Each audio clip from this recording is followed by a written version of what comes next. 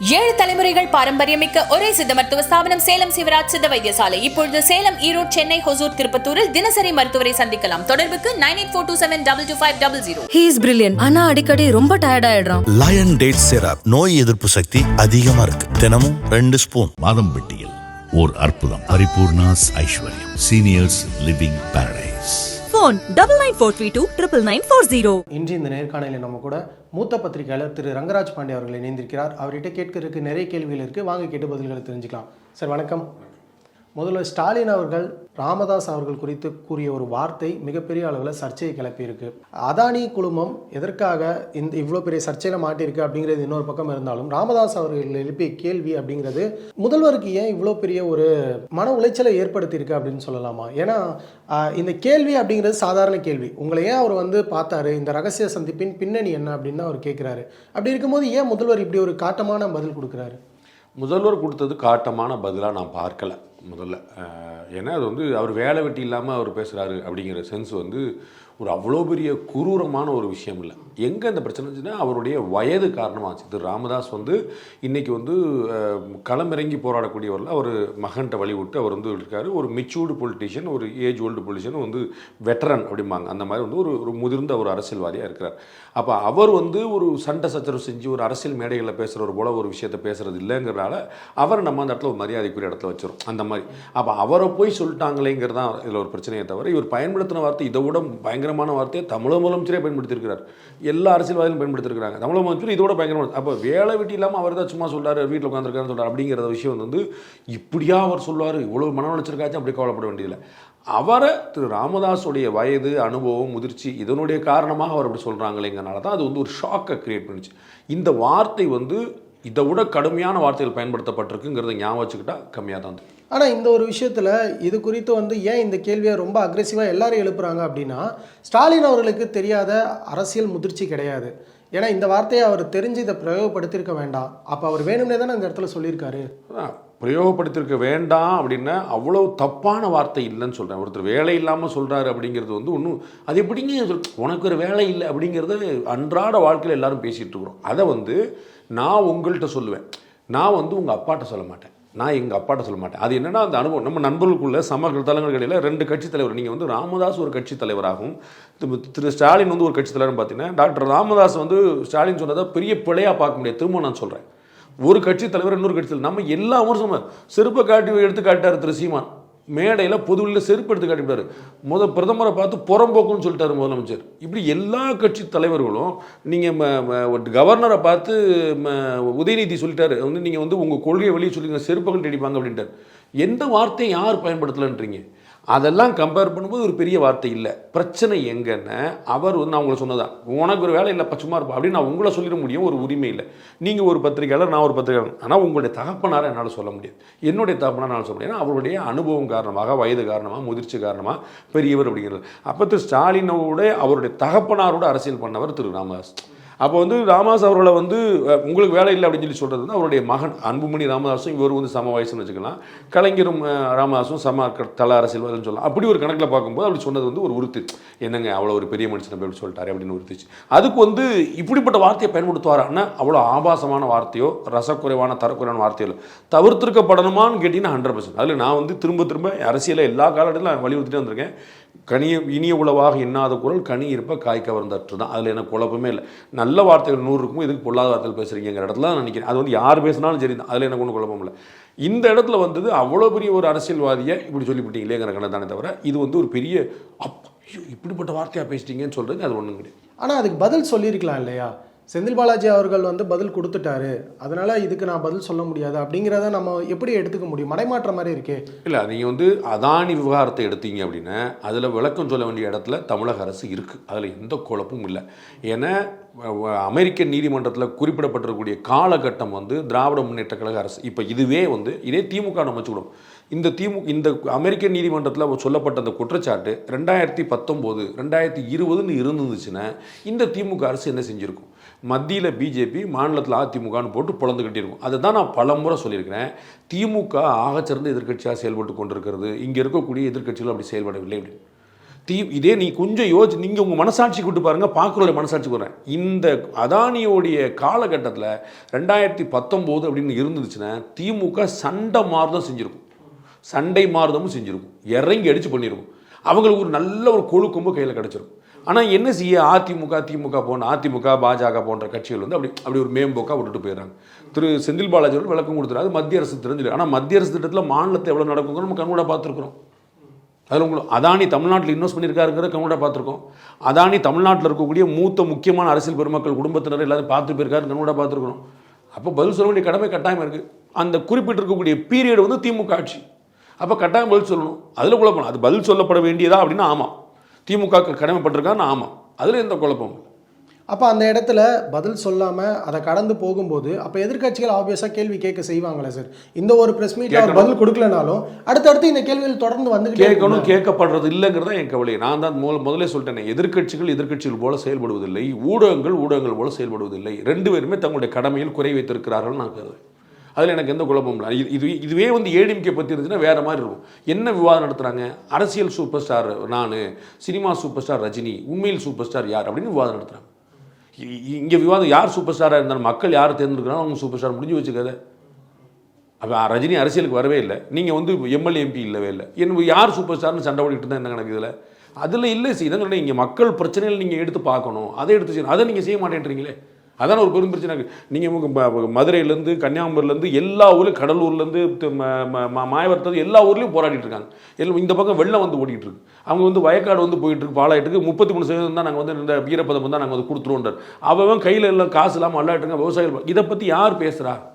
அவங்க வந்து வேற மாதிரி திசை திருப்பிட்டே போகிறாங்க. ஊடகங்கள் அந்த கீழ், அதுதான் திரும்ப சொல்றேன், திமுக இந்த இடத்துல எதிர்க்கட்சியாக உட்கார்ந்துருந்தா, அதிமுக அரசு இருந்திருந்தா அவங்கள வந்து நெருக்கடி கொடுத்துரும். பதில் சொல்லியான போராடம் பூரா தர்ணா பண்ணி மறியல் பண்ணி பெரும் பிரச்சனை ஆக்கிடுவாங்க. இது எல்லாரும் கேள்வி. ஊடகங்கள் அப்படி தான் 3 நாளைக்கு விவாதம் பண்ணியிருப்பாங்க. ஆனால் அதானி விவகாரம் வந்தபோது தமிழ்நாட்டில் எந்த ஊடகம் கொண்டு பாருங்க, மத்திய அரசு சொல்கிறதுக்கு வாய்ப்பு இருக்கான்னு பார்க்குறாங்க, இல்லைன்னு பேசாமல் ஆகிட்டாங்க. இந்த இடத்துல ஒரு விரிவான கேள்வி கேட்க வேண்டியது இருக்குது சார். என்ன அப்படின்னா, இப்போது எதிர்க்கட்சிகளாக இருக்கக்கூடிய அனைத்து கட்சிகளையுமே, இப்போ அதானி விஷயத்த ஒரு எக்ஸாம்பிளுக்கு நம்ம எடுக்கிறோம்னா, பாமக தலைவர் அன்புமணி ராமதாஸ் வந்து இப்போ வந்து நிறைய விஷயங்கள் முன்னெடுத்து பேசிக்கிட்டு இருக்காரு. ஆனால் அதே சமயம் மற்ற கட்சிகள் கூட சேர்ந்து பேசுறது இல்லை. அதனால இதனுடைய வீரியம் ரொம்பவே கம்மியாக இருக்குது. அப்போது கேள்வி கேட்கும்போது, ஒரு கட்சி கேள்வி கேட்கும்போது அந்த ப்ராப்ளத்தை எல்லாருமே மடைமாற்றுறதுக்கு எதிர்க்கட்சிகளுக்குள்ளேயே குழப்பம் இருக்கா? குழப்பம் இல்லை, அவங்க வந்து அக்ரஸிவான எதிர்கட்சியாகவே செயல்படலைன்றேன். எந்த கட்சிகளுமே, நான் எல்லா கட்சியுமே சொல்கிறேன். எனக்கு நான் திமுகன்னு ஒரு பக்கத்தில் வச்சுட்டு மற்ற எல்லா கட்சியும் ஒரு பக்கத்தில் வச்சுட்டேன். திமுக கூட்டணி கட்சியை பற்றி ஒன்றும் பேசுறதுக்கு இல்லை, அவங்க ஒன்றும் பேச மாட்டாங்க. அப்போ மற்ற கட்சி எல்லாமே நான் வந்து அது தனியாக போட்டியிடுற நாம் தமிழர்லேருந்து, கூட்டணி வச்சிருக்கக்கூடிய பாஜகலேருந்து, பாமகலேருந்து, தமாகலேருந்து எல்லா கட்சியுமே, நாளைக்கு வந்திருக்கக்கூடிய விஜயிலேருந்து எல்லாரையுமே நான் கேட்குறேன், அவர்கள் வந்து ஒரு சரியான எதிர்கட்சியாக செயல்படுறாங்களா? அதுக்கு கம்பேரிசனை குழம்பிக்கணும். சரியான எதிர்கட்சி எது அப்படி ஒரு கேள்வி. சரியான எதிர்கட்சி திமுகன்னு சொல்லிட்டு, திமுக இதே இடத்துல திமுக இருந்தால் என்ன பண்ணியிருக்கும் சொல்லிட்டு, அப்போ நீங்கள் அந்த அளவுக்கு நீங்கள் பண்ணியிருக்க வேண்டாமான்னு நான் கேட்குறேன். நம்ம இதே நீங்கள் செந்தில் பாலாஜி வழக்கே வச்சுக்கோங்களேன். இந்த செந்தில் பாலாஜி வழக்கில் விளக்கு போய் கவர்னர் வரைக்கும் பார்த்து கொடுத்தது யார்? அன்றைய எதிர்கட்சி தலைவர் திரு ஸ்டாலின். அதனால தான் அந்த வழக்கு நின்றுச்சு. தமிழக முதலமைச்சர் அந்த ஜெயலலிதாவுக்கு எதிராக வழக்கு மேலே வழக்கு போட்டது யார்? அந்த அமைச்சரவையில் ஒரு அமைச்சரோட வழக்கு இல்லாமல் இல்லைன்னு கொண்டு போய் நிப்பாட்டினது யார்? RS பாரதி அண்ணன் போட்ட வழக்குகள் எவ்வளவு? அதை கர்நாடகாவுக்கு மாற்று, இங்கே மாற்று, அப்படி விரட்டி போட்டு. அப்போ அவங்க எவ்வளோ எதிர்கட்சியாக பிரமாதமான எதிர்கட்சியாக இருந்து எப்படி நெருக்கடி கொடுக்குறாங்க? கொடநாடு விஷயம் பற்றி எதிர்கட்சியாக இருக்கும்போது எவ்வளோ பேசுனாங்க, புரியுதுங்களா? எதிர்கட்சியாக இருக்கும்போது அவங்க என்ன பிரச்சாரம் முழுக்க பேசியிருக்காரு தமிழக முதலமைச்சர். அவர் எதிர்கட்சி தலைவராக இருந்தபோது கொடநாடு வழக்கு, அவர் எதிர்கட்சியாக இருக்கும்போது பியூட்டிஃபுல்லாக செயல்படுறாரு. அப்படிங்க யார் பண்ணிருக்காங்க? ஏதாவது ஒரு இஷ்யூவை கையில் எடுத்துருக்காங்களான்ற. இந்த 3.25 வருஷம் முடிஞ்சு வச்சு, இந்த 3.25 வருஷத்தில் அப்பா சார் சும்மா சொல்லாங்க சார், அதில் வந்து பாமக பின்னிருச்சு, அதில் பாஜக வெளுத்துருச்சு, அதில் அதிமுக அரட்டிருச்சு, ஏதாவது ஒன்று சொல்லுங்கள். எல்லாம் ஒரு அறிக்கை கொடுக்குறாங்க, ஒரு இது பண்ணுறாங்க. அவங்க வந்து எனக்கு தெரிஞ்சு தமிழ்நாடு முழுக்க ஆர்ப்பாட்டம் பண்ணதே எம்ஜிஆரை வந்து விமர்சனம் பண்ணி ராசா பேசுகிறதுலாம் என்னுடைய நினைவில் இருக்குது. வேறு எங்கே இன்னைக்கு நம்ம பேசிக்கிற தருணத்தில் கடலூரில் வந்து பிரச்சனை தண்ணி, இந்த பக்கம் கடலோர மாவட்டங்களில் பூரா, இந்த பக்கம் டெல்டா மாவட்டங்களில் பூரா தண்ணி. எந்த எதிர்கட்சி தலைவர் போய் உட்காந்துருக்காருன்னு நான் கேட்குறேன். அந்த விவசாய மக்களோட போய் உட்காந்துருக்காங்களான்னு கேட்குறேன். அப்போ எதிர்கட்சி தலைவர்கள், நான் சொல்லுறது எதிர்கட்சி எடப்பாடி பழனிசாமி மட்டும் எல்லா கட்சியிலும் அவங்க செய்ய வேண்டிய விஷயத்தை அவங்க ஒரு அறிக்கை கொடுத்தா முடிஞ்சு வச்சு நினைக்கிறாங்க.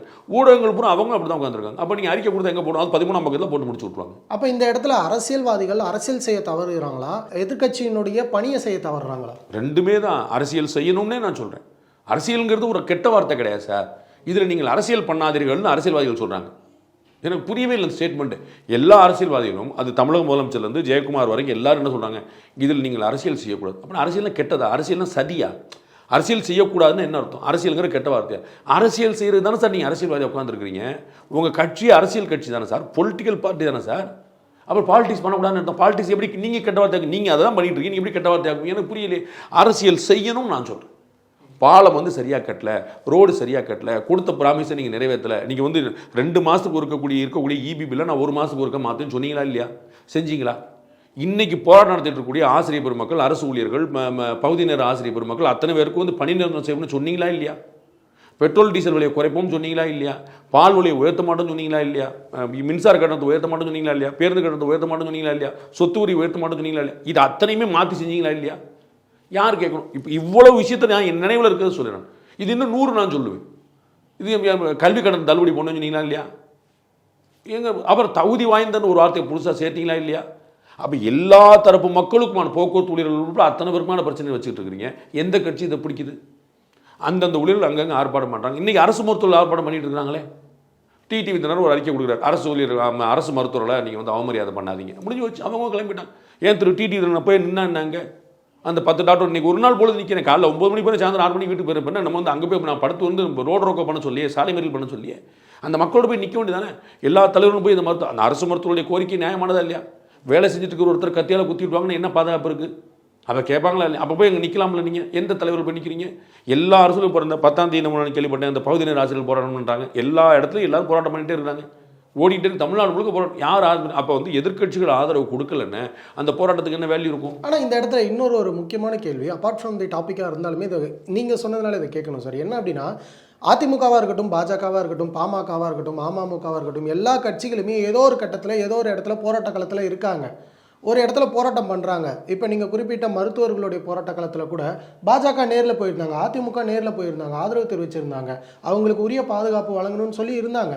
ஆனால் இது எந்த இடத்துல திமுக அளவுக்கு வரலை அப்படின்றத நம்ம சொல்கிறோம். எடப்பாடி பழனிசாமி போனாரான்னு பார்க்கணும், ஹெச் ராஜா போனாரான்னு பார்க்கணும், டாக்டர் ராமதாஸ் போனாரான்னு பார்க்கணும். புரியுங்களா? சீமான் அனைத்து இடங்களுக்கும் தலைவர்கள் தான் போகணும். அந்த முக்கிய அனைத்து இடங்களும் எல்லா இடத்துலையும் சொல்லல சார். அந்த முக்கிய உங்களுக்கான களம் சார். நீங்கள் போய் எனக்கு ஓட்டு கிடைக்கும் போது உங்களுக்கு ஓட்டு கிடைக்கும். நீங்கள் போங்க, எனக்கு என்ன, எந்த இடத்துக்கும் போகாதீங்க. எனக்கு என்ன கிடைச்சு? எல்லா கட்சிகளும் கூப்பிடடிக்க படுத்துக்குங்க. எனக்கு என்ன கிடைச்சு? திமுக போச்சுன்னு நான் சொல்ல வரேன். கருணாநிதி போனார், ஸ்டாலின் போனாருன்னு சொல்ல வரேன். வீட்டு வாசலில் குடி பிடிச்சி நின்னாங்கன்னு சொல்ல வரேன். இப்போ எக்மோரில் ரயில் மறியல் பண்ணாங்கன்னு சொல்ல வரேன். அவங்க களமாடுறாங்க, ஓட்டு அறுவடை பண்ணுறாங்க. நீங்கள் என்ன பண்ணீங்கன்னு நான் கேட்குறேன். பண்ணாதீங்க, எனக்கு ஒன்று நட்டம்ன்றேன். நான் இப்போ எல்லாத்துக்கெல்லாம் போக முடியாது, போகாதீங்க. நான் அதிமுகவையும் பாஜக வளர்க்குறக்கா நான் உட்காந்துருக்கிறேன். எனக்கு என்ன பிரச்சனை அதில்? நீங்கள் போனீங்கன்னா உங்களுக்கு பேர் எங்கள் கூட நின்னார். நான் உங்களை ஏற்கனவே சொன்னதாங்க. இன்றைக்கி கடலூரில் பூரா வெள்ளங்க. அப்போ போய் வந்து விவசாயத்தில் பாதிக்கப்பட்ட இடத்துல, மீனவர் பாதிக்கப்பட்ட இடத்துல போய் எடப்பாடி பழனிசாமி அவங்க என்ன நினைப்பான்? 10 பேர் 4 பேர் அண்ணன் என்ன எடப்பாடி நம்ம கூட நின்னார்ப்பா நினைக்க மாட்டானா? ஒரு கஷ்டமான காலத்தில் நீங்கள் கூட வந்து நிற்கும்போது நினைக்க மாட்டான். இவ்வளோ தானே, அதுதானே உங்கள் வேலை. அதை எம்ஆர்கே பன்னீர்செல்வம் பார்த்துக்குவாருன்னு திமுக நினைக்க, மற்றவங்க பார்த்து ஏடிஎம்கேக்காரங்க பார்த்துக்குவாங்க அப்படின்னு சொரத்தூர் ராஜேந்திரன் அவங்க பார்த்துக்குவாங்க. அவங்க நினைக்கிறேன் போங்க, எனக்கு என்ன. ஒவ்வொரு ஊர்லேயும் நாங்கள் தலைவர் வச்சுருக்கோம், வச்சுக்கிட்டோம். செல்லூர் ராஜ் பார்த்துக்கூடாரு, கடம்பூர் ராஜ் பார்த்துக்கிட்டோம், எனக்கு என்ன. அப்போ நீங்கள் என்ன தான் பண்ணுவீங்கன்னு கேட்குறேன். மக்களோட நிற்கிறதான உங்கள் எதிர்க்கட்சியோட வேலையை நான் சொல்லுவேன். அதை எதிர்க்கட்சிகள் செய்வதில்லை, ஊடகங்கள் செய்வதில்லை நான் சொல்லுவேன். எவ்வளோ செய்யணுமோ அதுக்கு தான் உங்களுக்கு திரும்ப நீங்கள் கம்பேர் பண்ணி பார்த்துட்டீங்க. பின்னாடி உங்களுக்கு தெரிஞ்சிடும். நீங்கள் கருணாநிதி வந்து உண்ணாவிரதம் வந்தார், எல்லாரும் கேள்வி பண்ணுறீங்க. ஆனால் உட்கார்ந்தாரா இல்லையான்னு நான் சொல்ல வரேன். 3 மணி நேரம் உண்ணாவிரதம், டிஃபனுக்கு நடுப்பா உட்கார்ந்தாரில் நான் சொல்ல வரேன். அது களத்தில் நின்னார்லாம் சொல்ல வரேன். நீங்கள் அவர் பதிவு உண்ணுவாங்கல்ல, அவர் வந்து உண்ணாவிரதம், அது நீங்கள் கேள்வி பண்ணுங்க, விமர்சனம் பண்ணுங்க, அது உங்களுடைய வேலை. நீங்கள் வந்து அதிமுக போராட்டம் பண்ணால் திமுக உடனே பதறி அடிச்சிடாது, அது கேள்வி பண்ணுவாங்க. நான் இல்லைன்னு சொல்ல, அது அவங்க வேலையை அவங்க பண்ணட்டும். அவர் வேலையை அவர் பண்ணாரா இல்லையா, உட்கார்ந்தாரா இல்லையா, அதை தான் நான் சொல்லிட்டு இருக்கேன். அப்போ நீங்கள் கூட இருந்து பண்ணக்கூடிய ஒரு எதிர்க்கட்சி, அவர் முதலமைச்சராக இருந்தபோது பண்ணார், அதை மறந்துடக்கூடாது நீங்கள். புரியுங்களா? அவர் எதிர்க்கட்சியில் இருக்கும் இல்லை, முதலமைச்சராகவும் பண்ணார். அப்போ அவருடைய வேலை கூட மேலே இருக்குது, அவங்களுடைய கூட்டணி கட்சி ஆட்சி. புரியுங்களா உங்களுக்கு? அதை தான் இவர் அங்கே காங்கிரஸ் கட்சி உள்துறை அமைச்சராக திரும்ப இருந்தபோது நடந்த விஷயம்.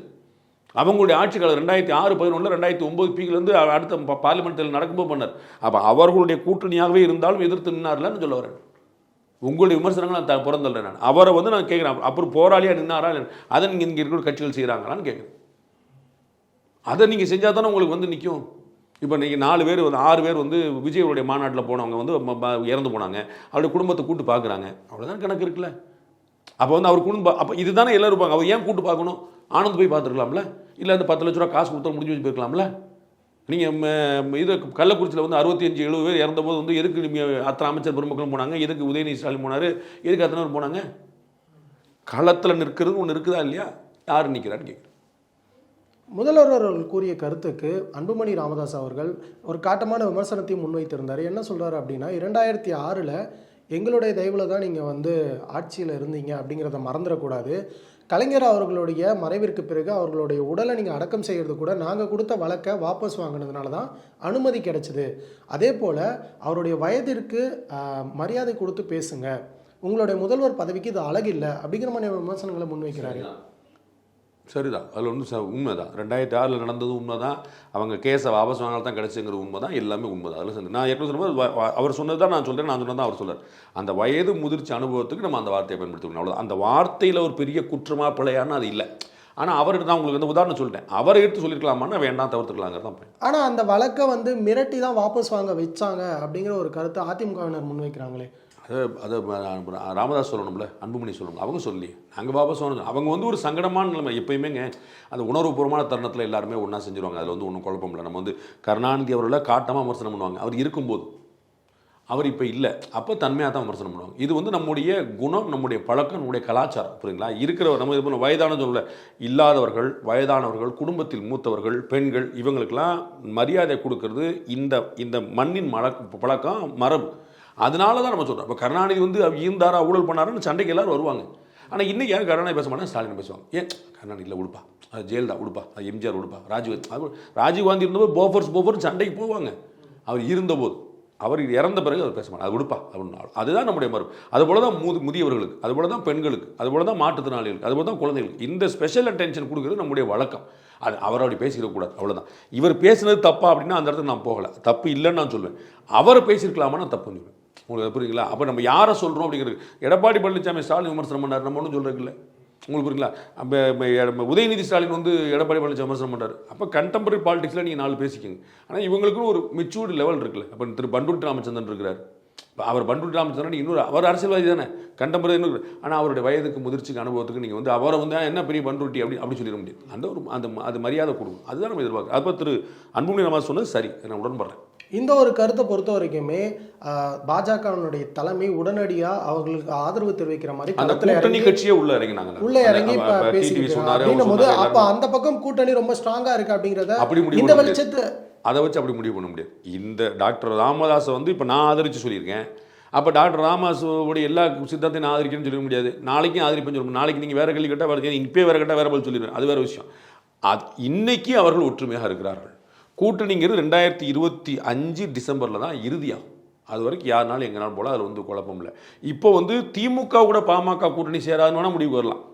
உங்களுக்கு புரியுங்களா? சார் இப்படி சண்டையாக போச்சு, அப்போ திமுகவோட பாமக சேருமானா? திமுகவோட பாமக சேராது, விடுதலை சிறுத்தைகள் வெளியேறும் வரை. விடுதலை சிறுத்தைகள் வெளியேறினால் அதுவும் நடக்கலாம். புரியுங்களா? அவங்களுக்கு பிரச்சனை திமுகவோட கிடையாது. அவங்களுக்கு பிரச்சனை அடிப்படை ஓட்டுக்கே பிரச்சனை விடுதலை சிறுத்தைகளோட. விடுதலை சிறுத்தைகளாக பாமகவும் நிற்பாங்க. விடுதலை சிறுத்தை வெளியேறிச்சு அவங்களுக்கு ஒன்றும் பிரச்சனை. அதிமுகவும் பாஜகவும் தான் சார் கூட்டணி வச்சுருந்தாங்க. புரியுங்களா? 1998 கூட்டணி வச்சுருந்தது அதிமுகவும் பாஜகவும். அதிமுக வெளியேறுது, திமுக உள்ள போயிருச்சே. ஸோ பாஜக கூட்டணியில் திமுக தான் சேர்ந்தது. உங்களுக்கு புரியுங்களா? அங்கே மதிமுக பாமக எல்லாரும் ஏற்கனவே இருந்தாங்க. ஏடிஎம்கே மதிமுக பாமக எல்லாரும் பாஜக கூட்டணியில் இருக்கிறாங்க. அதிமுக வெளியேறுது, பாமக மதிமுக தொடர்ந்தாங்க. அந்த இடத்துல ஏற்கனவே இருந்த கூட்டில் உள்ளே நுழைந்தது தான் திமுக. பாஜக வந்து திமுக கூட்டணி இல்லை, பாஜக கூட திமுக போச்சு. என்ன பிரச்சனை அவங்களுக்கு? பாஜக கூட எந்த பகையும் கிடையாது. ஏடிஎம்கே வெளியே போயிடுச்சு, நான் உள்ள வந்துடுறேன். ஏன்னா ஏடிஎம்கே திசையில் நான் எதிர் திசையில் இருப்பேன், அவ்வளோதான். அப்போ விடுதலை சிறுத்தைகள் வெளியே வந்துட்டாங்கன்னு அதுவும் நடந்துடலாம். அப்போ கூட்டணியில் வந்து இப்போ ஏடிஎம்கே அலையன்ஸ் வந்து பிஜேபி அலையன்ஸ் வந்து ஸ்ட்ராங்காக இருக்கிறாங்களான்னு அப்படி நான் சொல்ல மாட்டேன். பாமகவோ மற்ற கட்சிகளோ வெளியேறுவதற்கான வாய்ப்புகள் இருக்கவே செய்கின்றன.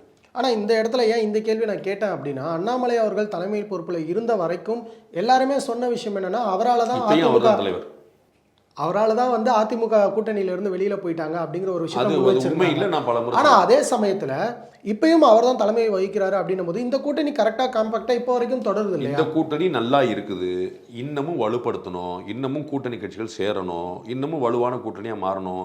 அதிமுகவை 3ஆவது இடத்துக்கு தள்ளணும்னா இதெல்லாம் நடக்கணும். இதற்கு மேல விஜய் தான் சார் பாஜக கூட்டணிக்குள்ள. அதெல்லாம் நீங்க ஏன் குழப்பம் பண்ணீங்க? ஏன் நீங்க வந்து மதிமுக வந்தா கசக்குன்னு சொல்லுவீங்களா? யாருனாலும் வந்துட்டு போறாங்க. சீமான் வந்தா வேண்டாம் சொல்ல போறீங்களா? தேமுதிக வந்தா வேண்டாம் சொல்ல போறீங்களா? கூட்டணி வலுப்படுத்த வாய்ப்பு இருக்கு. ஆனால் வெளியில் கட்சி இருந்துச்சுன்னா அதெல்லாம் வலுப்படுத்த சீமான் உள்ளே ஏஞ்சாரக்கூடாது. உங்களுக்கு என்ன கசக்குது இதில்? நாம் தமிழர் பாஜகவுடனா என்னங்க நடக்கக்கூடாது? லாலு பிரசாத்தும் நிதிஷ்குமாரும் சேர்ந்து கூட்டணி சேர்ந்த நாடுங்க. சிவசேனாவும் காங்கிரஸும் சேர்ந்த நாடுங்க. நீங்கள் என்ன பேசிட்டு இருக்கீங்க? திமுக காங்கிரஸ் எப்படி உட்காந்துருக்காங்க? கம்யூனிஸ்ட் காங்கிரஸ் என்ன சம்பந்தம்? இப்போ நீங்கள் வந்து பிரியங்கா காந்தி போட்டியிடும் போது வந்து காங்கிரஸ் என்னங்க சொல்லிச்சு? கம்யூனிஸ்ட் பயங்கரவாதிகள் போல செயல்படுகிறாங்கன்னு காங்கிரஸ் வந்து மார்க்சிஸ்ட் கம்யூனிஸ்ட் குற்றம் சாட்டுச்சு. கன்னியாகுமரி என்ன சொல்லுவாங்க கேளுங்க, தும்மே பாய் பாய், நம்மளாம் சகோதரர்னு சொல்லுவாங்க. இப்போ என்ன நீங்கள் லாஜிக் பேசுறீங்க? எந்த கட்சி வந்து இங்கே தத்துவம் பேசியிருக்குது? இந்தியாவில் எல்லா கட்சியும் பாஜக கூட்டணி வச்ச கட்சி தான். காஷ்மீரில் இருக்கக்கூடிய உமர் அப்துல்லாலேருந்து, அதே காஷ்மீரில் இருக்கக்கூடிய மெஹபூபா முஃப்தியிலேருந்து, யார் கூட்டணி, இதே மம்தா பானர்ஜிலேருந்து யார் கூட்டணி இல்லைன்னு சொல்ல போகிறீங்க? அப்போ அவங்களா அப்படின்றீங்க? கூட்டணி இருந்தவங்க தானே. அதெல்லாம் அவங்களுக்கு தேவைன்னா எல்லாரோடய இருப்பாங்க. அதில் வந்து ஒன்றும் குழப்பம் இல்லை. தேவை இருக்குதா இல்லையாங்கிறத அப்போ கேள்வி. அப்போ நமக்கு வந்து பாஜக கூட்டணியை வலுப்படுத்தினா வாய்ப்பு இருக்குது. அவங்களுக்கு இன்றைக்கி போட்டி வந்து அதிமுக கூட தான். அதிமுக தான் நம்பர் 2 கட்சியாக இருக்குது. இல்லைங்க, நான் நம்பர் 2 கட்சியில் நீங்கள் முதல்ல அதிமுக தோற்கடிக்கணும். புரியுங்களா? நம்பர் 1 ஆகிறதுக்கு முதல்ல நீங்கள் நம்பர் 2 ஆகணும். அப்போ அதிமுக குறி வைக்கிறது சரி, ஆனால் இது பத்தாது. உங்களை அவங்க குறி வச்சுட்டு இருக்கிறாங்க.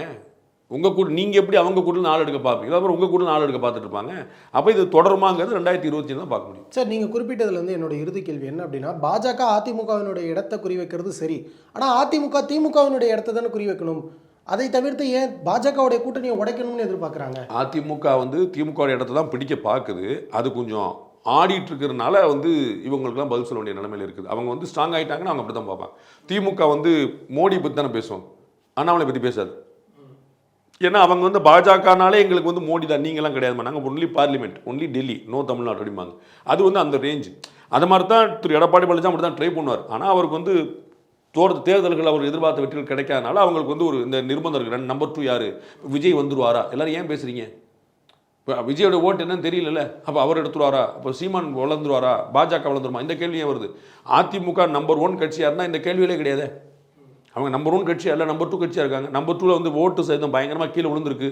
அப்போ கூட்டணியில் போன முறை யாருமே சேரல, கண்கூட பார்த்தோம். அதிமுகவுடைய கூட்டணிக்கு ஜெயலலிதா இருந்தபோது எல்லாரும் ஓடி தேடி போனாங்க. இன்றைக்கி வந்து ஒரு கட்சி தேமுதிக மட்டும்தான் இருந்துச்சு. அப்போ வந்து அப்போ யோசனை பண்ணுவாங்கல்ல, அப்போ 2026 என்ன நடக்க போகுதுன்னு கேள்வி வரும்ல. இவங்க ஒரு கூட்டணியாக ஃபார்ம் ஆகிட்டாங்கல்ல. அதிமுகவால் ஒரு வலுவான கூட்டணி அமைக்க முடியாத அதே தேர்தலில் ஒரு வலுவான கூட்டணி அமைச்சிட்டாங்கல்ல. ஒரு 2.5% ஓட்டு தான் வித்தியாசம் 2 பேருக்குமே. இவங்க 18 வாங்கிட்டாங்க, 21 வாங்கினாங்க, காட்டியிருக்காங்க. அவ்வளோதான். அப்போ வந்து இவர்களுடைய கூட்டணி இந்த பக்கம் தான் திரும்பி பார்ப்பாங்க. இந்த ஒருத்தன் போட்டி வரான முதல்ல இங்கே பார்த்து அப்புறம் அங்கே போக தான் பார்ப்பாங்க. ஸோ முதல்ல பாஜகவோ தாவேகாவோ நாம் தமிழரோ இது போன்ற வளரக்கூடிய கட்சிகள் வளர்ந்துடாமல் பார்க்குறது தான் அதிமுக முயற்சி. உங்களோட நேரத்தை பயன்படுத்தி ரொம்ப நன்றி சார்.